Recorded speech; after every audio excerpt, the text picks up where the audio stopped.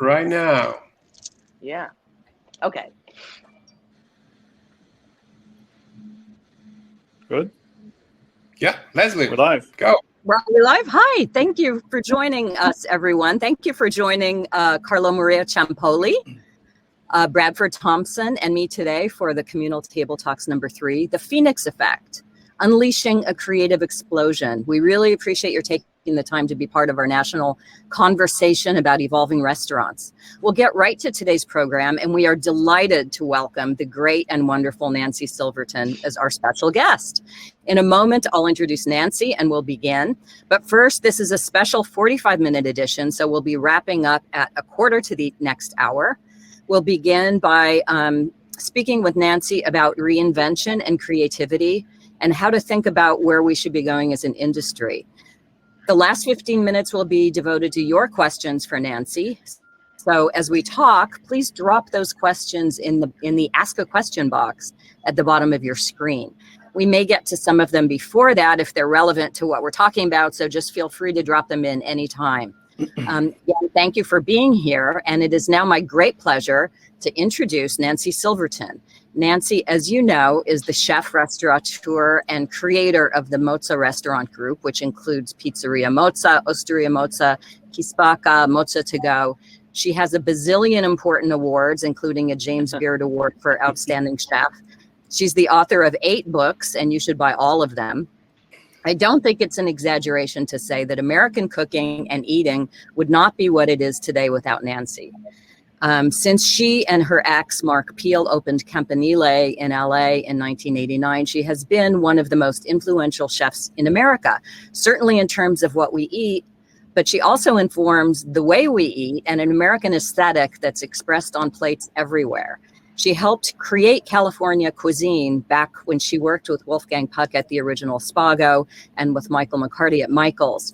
She was the co-founder of La Brea Bakery, which changed America's relationship with bread.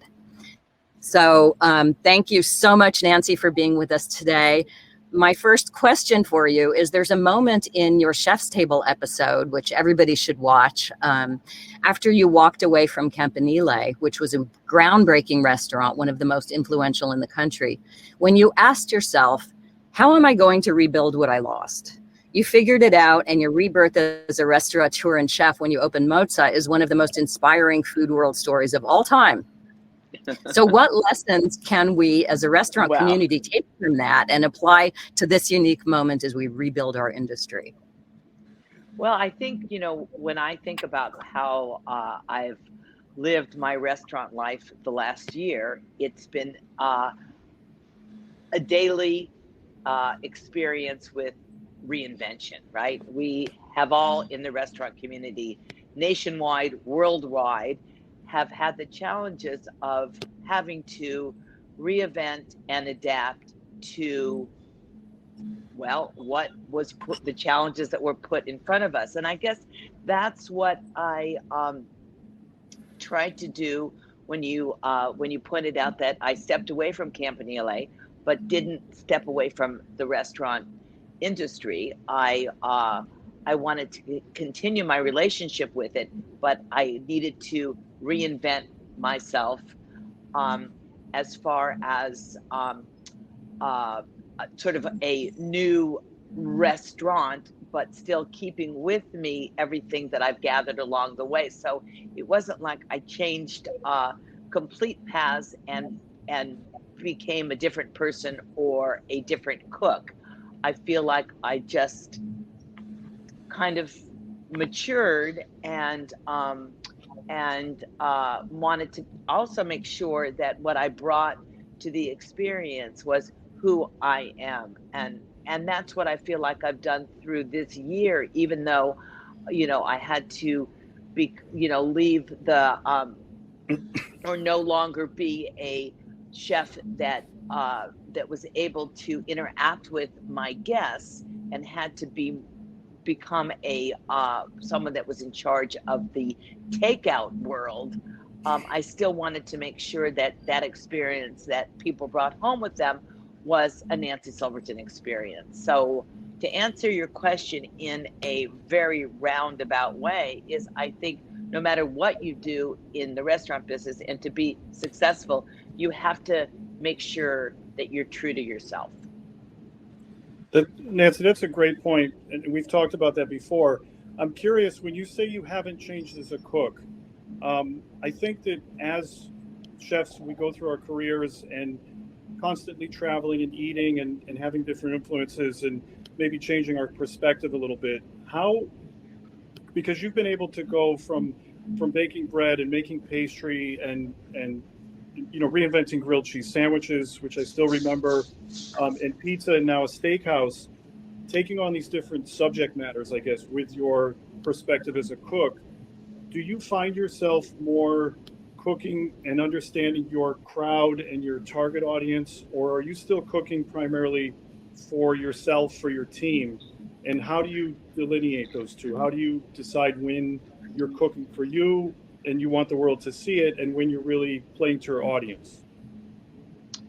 I think that it really is, I think it's got to be a relationship with both. Okay, first and foremost, I have to cook and I have to use the ingredients that I choose to cook with, Right, to be a reflection of how I view the food world in which we live in, how I source my food, what ingredients I choose to use, and the techniques that I want to use or utilize to help with my food. So for instance, in our restaurants, we have very simple cooking aids. We have stoves, we have wood burning ovens, we have bowls and knives and whisks. I don't have a lot of equipment that plugs in, because the food that I want to cook is food that is not manipulated. I'm not putting a judgment on food that is cooked in a different manner. I'm just saying the food that reflects who I am as a person and how I want to eat and how I want to showcase the ingredients that I have carefully chosen to incorporate into my food.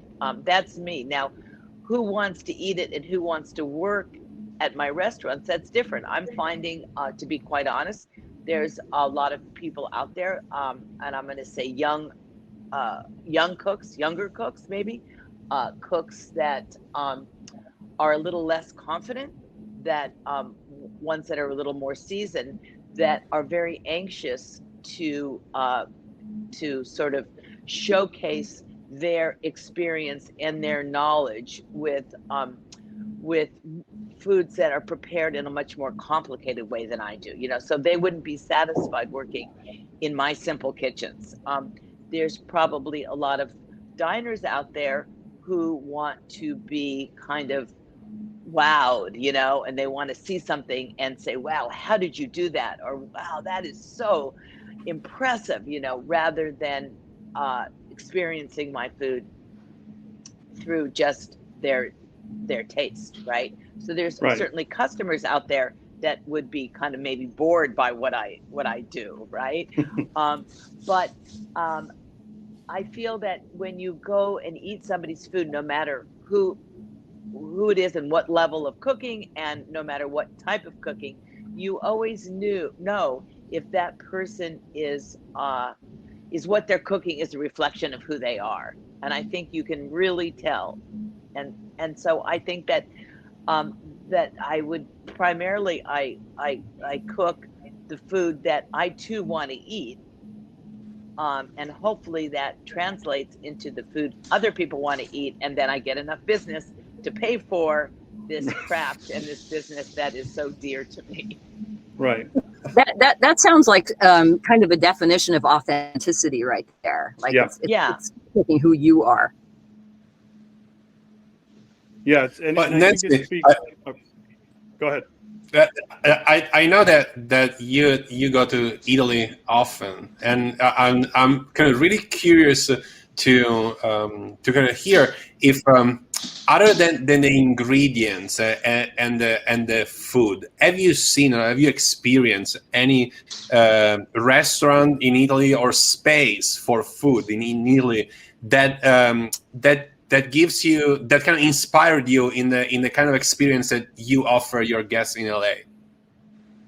Absolutely. And I think that for me, the reason why I have such a flavor for Italy, such an affinity towards Italy, because look at, when you talk about Italian food, there's many regions in Italy, and there's many different kinds of food. Oh, yeah. We're not just talking about Tuscany, or we're not just talking about the food from the Veneto, but what we're talking about, which I experience countrywide, is the spirit that Italians bring to the table.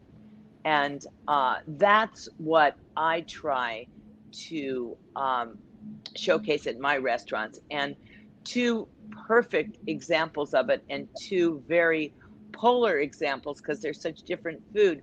One of them is the food and the experience you get when you eat at Dario Cecchini's, well, he calls them not restaurants, so whatever it is, his dining rooms, and what you eat when you go and you eat a meal from Massimo Bottura in Modena. Those are two, passionate people that are infectious, right?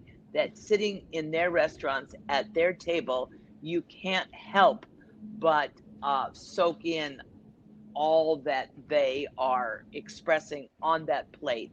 But both of them are so true to their story and their food and their philosophy.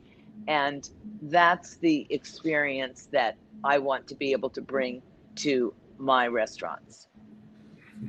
It seems to me that part of what's wonderful about your restaurants is something that feels very communal about them. And you got it at Campanile with the grilled cheese night, but also just sitting at the mozzarella bar at Mozza. And I'm wondering, like, I'm wondering how you think about that, or how, what advice you would have at this moment when it feels like we need community so much, as we rethink these, as we rethink the industry. How can that help us, maybe?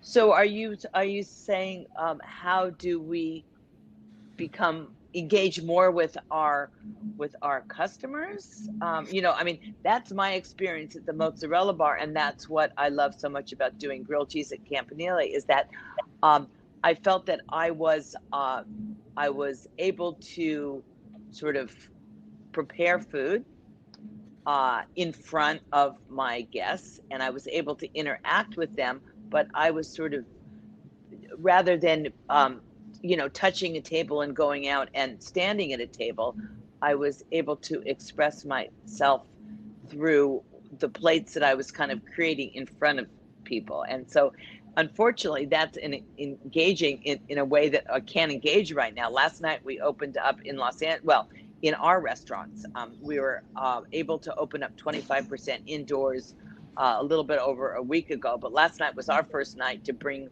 people, in addition to our outdoor patios and our street, inside for a little bit. And the difference right now is, you can't go over to a table and hug. You can't go over to a table and prepare. We are cooking and working behind the mozzarella bar, but nobody is sitting in front of us. So I'm still waiting for that time to happen. But I think that the idea of being able to, engage with people is just so important. That's what I have missed so much during this past year, is that interaction with people. Yeah. Nancy, I'm a quick question. I'm curious to change gears a little bit with your staff, because you have traditionally had so much interaction with guests at the mozzarella bar, and you obviously can't be there all the time. I'm curious, and as your restaurant empire has grown, as you evolve and work with your staff, I'm really curious. You have a strong point of view, and you have a strong connection, I believe, to your ingredients. How do you work with your staff in getting them to understand that and execute your food? And how is it a collaborative process with your sous chefs and your chefs when you do seasonal menus or when you do a new concept? And then how do you get them to sort of step in behind the mozzarella bar and bring that same energy and sort of same experience for the guests? You know, it is tricky. There's no question about that. And I think I've been able to sort of translate my passion and my enthusiasm to them, and let them know, especially at the mozzarella bar, how important it is, because that's what people want when they sit there, and they love to have that conversation. But the collaborative process has always been, from day one, such a not only an important but an integral part to how I've run my kitchens back to Spago, where I was the head pastry chef, to Campanile La Brea Bakery, and then on to everything Mozza. Because that's how I work best. I work best not only when someone brings me an idea and Right. they give it to me, and they, and they're sort of, maybe sometimes they're only 10% there, but it gets my mind thinking. Sometimes they're 70% there, but that interaction of working together, and what it helps do, it helps that cook not only hopefully grow as a cook, but also own that dish. And I think that's really important, that ownership, but to understand that, the unlocking that mystery in creating something, and how important it is to be thorough and really think that dish through, and think about just how, it's a little bit of a cliche, but we talk about trying to create a dish that's memorable. How important it is that after somebody eats it, that flavor leaves them when they leave the restaurant, and that's the flavor that brings them back.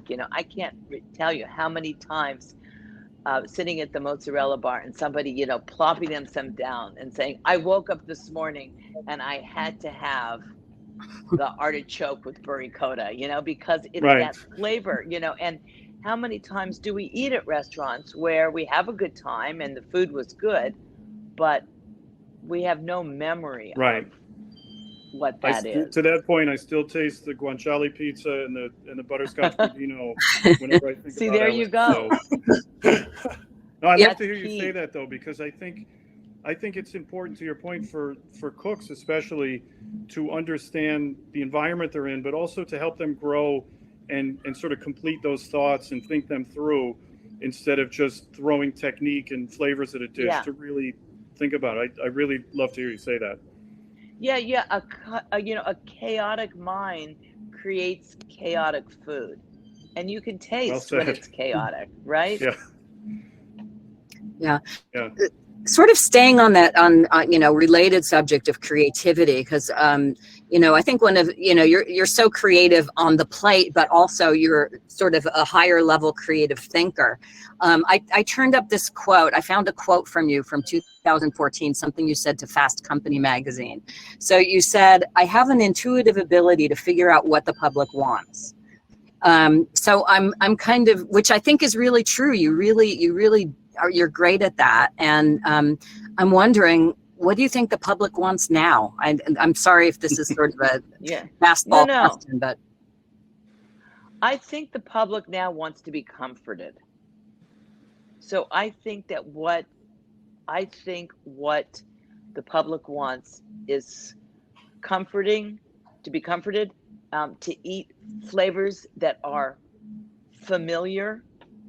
I think they don't want to eat intellectual food. I think they are ready to just enjoy themselves, So I think, which works in my favor, because I feel like that's the food that I've always been interested in making. But I think that's what people want right now. Pleasurable food. Yes. And I think just being around people again, probably feeling a sense of community with that food. Right. So And being with, being with family, family that they've been eating indoors with, maybe, immediate family, but also extended family. And I think that when you're at the table, I think in that kind of a situation that we're all craving is to be with people. Again, I think we want to eat this pleasurable, sort of accessible food, because I think what we need to be is with people and have conversations again, and have the food complement our conversation rather than the food dominate our conversation right yeah, now, Yeah, that's super right? interesting. Yeah, yeah. So does that translate into some way of thinking about the way people, so many restaurants have had to close, and then there's all these new restaurants coming up. And so I'm just wondering, like, what you're talking about, does it translate into a way to think about the kinds of spaces we might feel, we want right now? Well, what I'm noticing is that a lot of places that were in the design phase of opening, right, and then hadn't quite figured the entirety out, are now rethinking and making sure that they are creating ventilated, and in areas that are possible, outdoor spaces, so people can continue to, well, not only to feel safe, but I think people are thinking in that direction just in the future. I mean, hopefully in the not too near future, this whole mess will be over, but I think there'll be some lingering effects. And one thing is going to be that people are going to want outdoor spaces. right. Yeah, I mean, sorry, go ahead, Carlo. When you open a new restaurant and you go in a creative process of designing the restaurant with the architect, how involved are you in that? Is there the kind of physical space like a strong part of the experience that you deliver, and so you're like deeply involved, or you kind of step back and have the designers do their work and just take a step back? I think that I would lean more to having the designers do their work, step back, and then step in when I feel like it's more imagined, only because I feel like it's very difficult for me to walk into a raw space and be able to really understand what needs to be done. Now, I know, like, for instance, in looking for the space, which later became Campanile, which would have been my first restaurant, it was really important for me to find a space that I felt drawn towards, or it spoke to me, rather than a space that just had four walls and a roof, because I would not be able to imagine having a restaurant there. So I was lucky when I found the space of Campanile, or actually my parents found it for me, that it had such strong design features. It was easy to say, I think I could cook great food here. Now, the next restaurant that's going to be opening for me that is kind of a year delayed is a restaurant that I'm opening up at the historic Hollywood Roosevelt Hotel in Hollywood. And it's a building that has a lot of history and a lot of bones. And I am using kind of the excuse to honor my mother's side of the family, who were farmers in Saskatchewan, Canada. So I'm opening a Italian steakhouse there. So in going to visit the dining room for the first time, the only sort of design feature I said to the designers and the owners was, I want to build a kitchen inside of the dining room.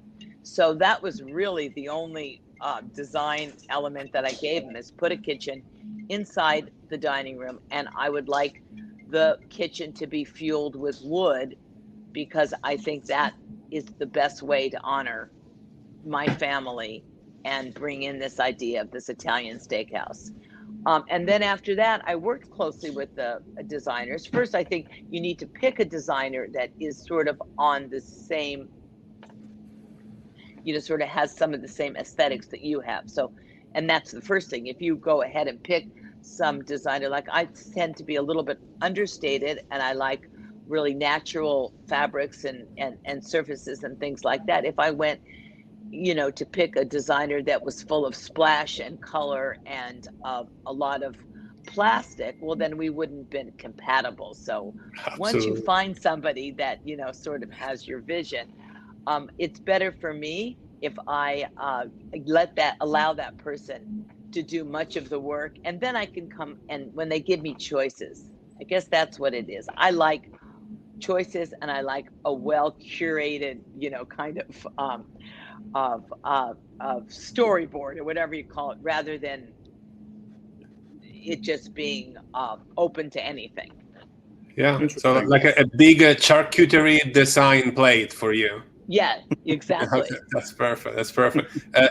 Nancy, and another thing is like during this kind of pandemic, the trend of kind of delivering food definitely exploded. And you were kind of visionary because with Mozart on the Go was working before this whole thing happened. How do you we're talking about spaces, but how do you deliver your experience when there is no space, when the food needs to kind of move from your restaurant to a home? Because a lot of times I personally feel that no matter how good the food is, if it's brought to you in the wrong way or by the wrong people, it doesn't taste that good. So how do you do that? How do you create this link? Well, I think that the and this was nothing that I knew until I was forced to, didn't have a choice, but in order to exist, to be able to put our menus in that genre. So one thing I did is I ate my way through the menus. Okay, so that's important, because if you don't know what you're getting on the other end, then it's very difficult to figure out what to put in those plastic containers. So that's the first thing. I think you have to figure out what travels. Now, what I wanted to put in my containers, and I kind of put a note in the bags of the food that was delivered, is that I would rather my people that ordered the food ate the food at room temperature rather than trying to reheat it.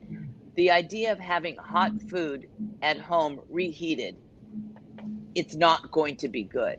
So I wanted to put into those containers food that would have been good eaten at room temperature. And I think that's really important. I think there's a lot of people that tried to create really ambitious meals that didn't travel.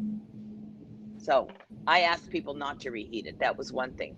The other thing is I realized it was super important to put food in the containers that were the size was appropriate. So if there was too much room for that food to move around, by the time you got it, it would just be a mess. So that was it. Now, the other thing that was really difficult is there's no way to make food that's delivered aesthetically pretty when it comes in a black plastic to-go box. Now, we could have spent a lot of money in creating to-go packaging that aesthetically was better than these terrible plastic containers, but it would have upped the price of the food so much that as much as I tried to fight it, there wasn't a way of getting rid of those. And that's the thing. Besides having a conversation with people at a table, I am so happy to get rid of all that. I mean, everybody's dining room turned into a plastic food container assembly line. Awful. So I am so happy to get rid of all of that plastic containers. But I think it's important to pinpoint what travels best, what doesn't need to be reheated, and to keep it contained in a container small enough that things didn't move around. Mm-hmm. Yeah. It's Great point. so interesting. It's almost like you start with the container, and then you said like what food wants to be in this container. And Yeah, exactly. yeah, Right. that's Like a smart. roast, a roast chicken, a simple roast chicken with some little bit of fried herbs and maybe a grilled half a lemon or something is so much more enjoyable at home than say a chicken that had a sauce that's going to congeal. It's just not going to be good. Yeah. It's such a good I point. mean, Yeah. maybe that chicken with the sauce on top of, some sort of a puree sounds on paper much more appealing. Once it gets home and gets picked up, once it gets prepared, it sits in the container, it gets covered and it steams, because everything steams, when you close up the container on it, and then gets delivered, and then you open it up. And the other thing I tried to show people on all the Zoom cooking demos that I did or was part of, the first thing I started out with was choose a bowl and replate it. Please don't eat out of this container, you can make it look good. Yeah. Scoop it out, put it in a pretty bowl, drizzle some olive oil, chop up some herbs, sprinkle it, a little bit of seasoning, something, but like don't eat it out of the container standing up. And I think that's why a lot of people got delivery fatigue, because it all starts tasting the same once it steams in that container. Yeah. Did you do anything with sending sort of partially prepped meals for people to finish at home? Did you enter in that area at all, or not really? The only way we entered into that was that I developed a pie program, a savory pie program, and people had the choice of baking that pie at home. Okay. Or have it baked. But other than that, the finishing, I mean, sometimes I felt, and I read some of the instructions or how to finish a dish where it came with so many components, Right. And so much instruction that first of all, I can't imagine anyone really followed it in order for it to be successful. But it just seemed like a whole lot of work. Like, why not just make it at home? Right. I think the ease of getting something that was cooked and delivered was for that ease, Right. Yeah.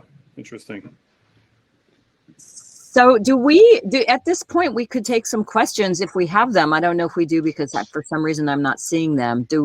Carlo, do we have questions, or should we just continue? There is no question at the moment, no.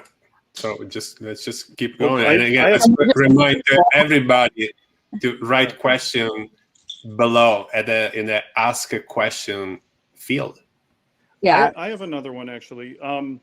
Yeah. So as you reopen and open a new restaurant, have you rethought your service model, I guess short-term and long-term? Because I think once people are vaccinated and once we're at capacity again, I think there'll be some lingering effects, and there'll be a percentage of people that won't be as comfortable. But are you rethinking your service, like in terms of tableside service, or even the amount of tables that you put in a dining room going forward? Have you approached that?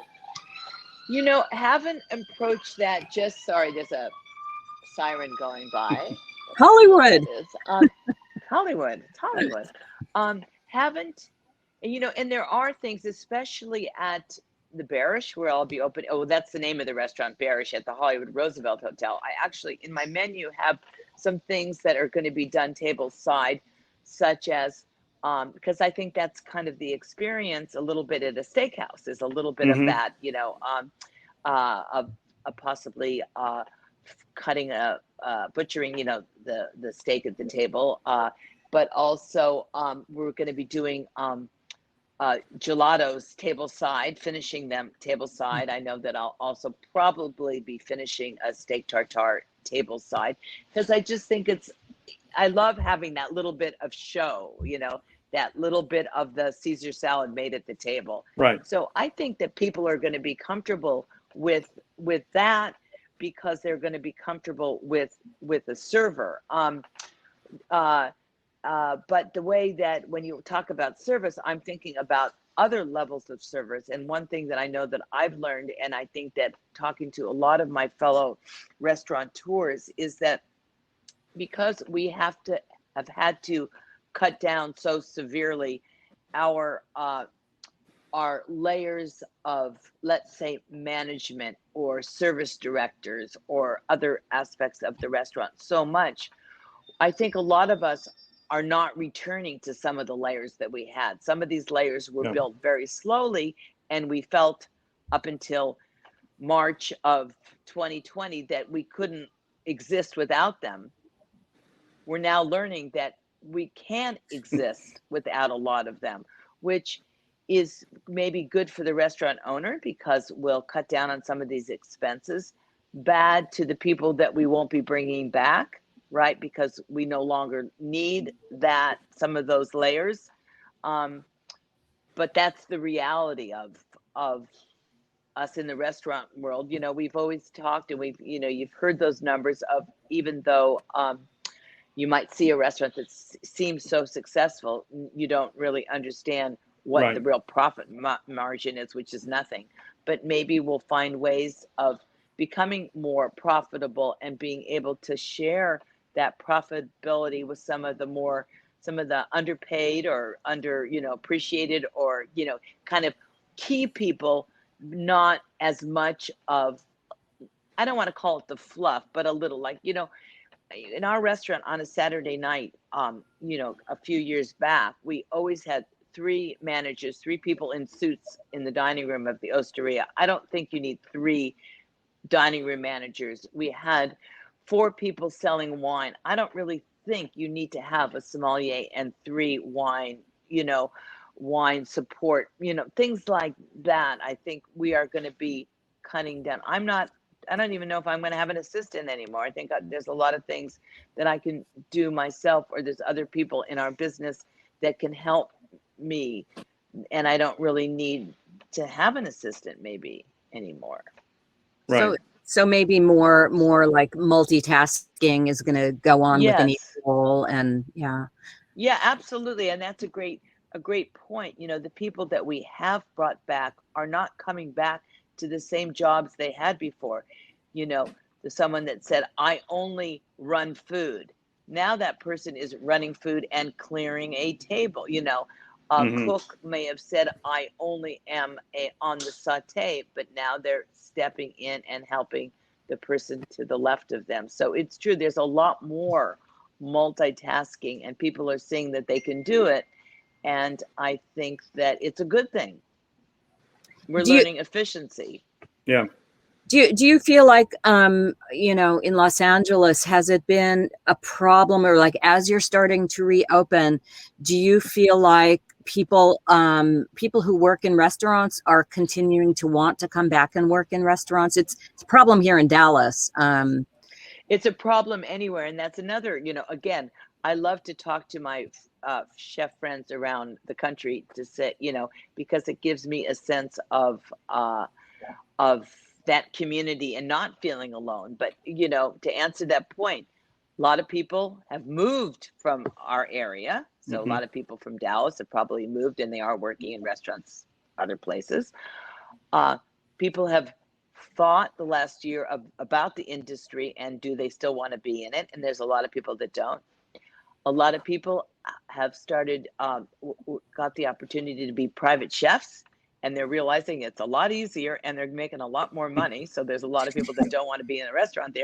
They've got these great lucrative jobs. And I think that a lot of people that that could afford private chefs, that didn't have them before, are loving having, a meal cooked at home by a qualified and talented chef, because maybe people don't have that comfort level of leaving, the house. Yeah. I guess we have a couple of questions. Oh, good. Great. So, Nancy, there is this one. It says, if you were obsessed with bread and then with cheese, is there anything that you're obsessed with right now, food or not food related? Oh, let's see. bread and cheese and everything in between. There is something I'm obsessed with right now. Now I can't think of what well, I'll tell you what I'm obsessed with right now. Right now, excuse me for 1 second. Hello? Okay, someone will be right out. Let me just help them. Okay. So in the chef's table, I don't know. We have a delivery, please? In the chef's. Oh yeah. So I'm back. I'm going to tell you what I'm obsessed with right now. So, Oh, good. this is a recent obsession, 3 weeks old. So 3 weeks ago, I made what I think is the best peanut butter cookie I ever had. Right? Wow. And I thought, what I want on my shelf, and I am a cookbook collector because I like to support cookbook authors, and I love, I just love to support it.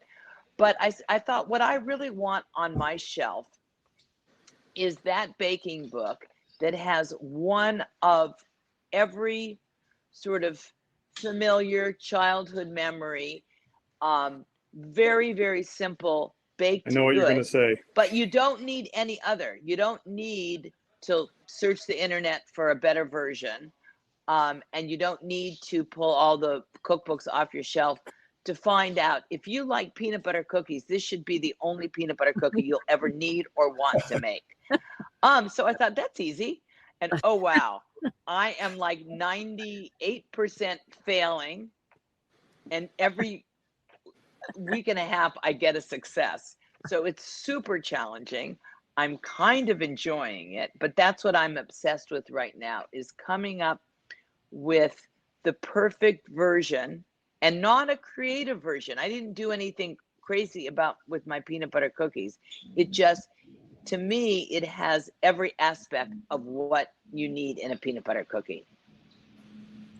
You're going to have to share that recipe, right? Oh, anytime. Yeah, that would be now great. Everybody woke up in the comments and they want the recipe. Yeah, I'll show you the picture. Well, I'm going to tell you what it basically is. So it's a perfect peanut butter cookie dough. Okay, so that's important that's there. And that cookie dough is from someone that used to work for me, Roxana. Her name is, and she has a bakery called Friends and Family. And her peanut butter cookie is soft and chewy and cracks the way it's supposed to crack, and everything about it is perfect. So I took that cookie dough, that recipe, and I made a really generous indentation, and I filled it with peanut butter, and I put it in the oven just to set it, brought it out, and piled on Spanish peanuts, which were roasted and salted, and piled them in the middle, and then continued the bake. And so when you eat it, it's like a peanut butter pie / peanut butter cookie, but it's full of peanut butter. It's got that great peanut butter inside and all those crunchy peanuts. Oftentimes when you put the peanuts inside the dough, they're not crunchy anymore, right? They kind of lose their crunch. But everything is right about this dough, including the flaky malted sea salt on top. So it really is. I mean, if you don't like peanut butter, you're going to hate this cookie because it's super peanut buttery. But it's like, okay, so now what am I? So that's what I'm trying to do with each, a pound cake, right? What makes a perfect pound cake? And I'm kind of learning, what that is. So that's what I'm obsessed by. The quintessential version of each of these things. Yeah, you got it. You're going to sell 1 million copies, and I'll. Well, first you have to think that I have, because if you look at in the internet and say like the best devil's food cake ever, right? Everybody thinks they make the best devil's food cake ever, but I need to make the best devil's food cake ever. You will. We know you will. So Love it. I think we need to begin to wrap up. It's 15 minutes to the hour, and what fun! Nancy, thank you so much for being with us here and answering all our questions. It was wonderful to have you. We're going to take you up on that recipe offer. You got it. I have it. That's the first recipe, and that's going to be in the introduction to the book. So wonderful. And if you need it, I have it. Perfect. Great. Yeah, we'll be in touch about that. And then thank you so much, everybody, for joining us. You can follow us. Please follow us at the Communal Table Talks so that you'll automatically hear about the next one, because I think everybody didn't automatically hear. So we'll try to solve that. And we will be in touch with you about what the next one will be. Thank you again, Nancy. And thank you, Chef. Thank you, Nancy. everybody. Thank you. Thanks. Bye. Bye-bye.